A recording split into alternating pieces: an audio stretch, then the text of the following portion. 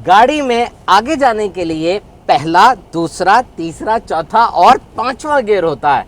Accelerator यानी race दबाओ, शुम करके गाड़ी आगे चली जाती है।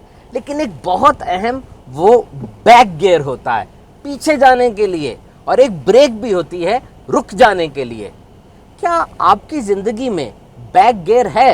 ये देखिए, ये माचिस की तीलियां हैं, सारी जल रही थी, एक तीली पीछे हो गई, बैक हो गई, तो आगे वाली जलने से बच गई। तो कभी कभार ऐसा ही होता है, आपका बैक गियर लगा लेना, पीछे हट जाना पूरी फैमिली को, पूरे सिस्टम को बचा लेता है।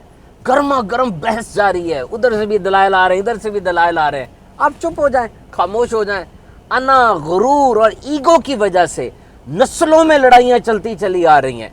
आप अल्लाह की रजा के लिए माफ कर दें। इससे और कुछ हो ना हो, आप ज़हनी तौर पे पुरसुकून हो जाएंगे, सर से बहुत बड़ा बोझ उतर जाएगा और आपकी ग्रोथ शुरू हो जाएगी, डेवलपमेंट, तरक्की। क्योंकि पहले तो आप लड़ाई के मूड में थे ना, fighting mode was going on inside your body.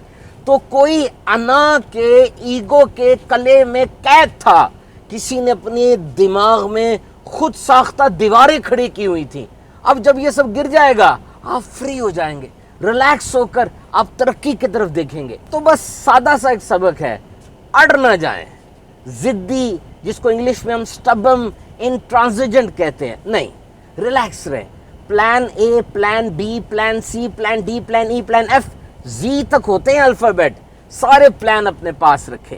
अगर एक प्लान नहीं चला, दूसरे की तरफ बढ़े। तो जब आपको लगे बैक गियर की जरूरत है, बैक गियर लगाइए और अपनी गाड़ी को पीछे ले जाइए।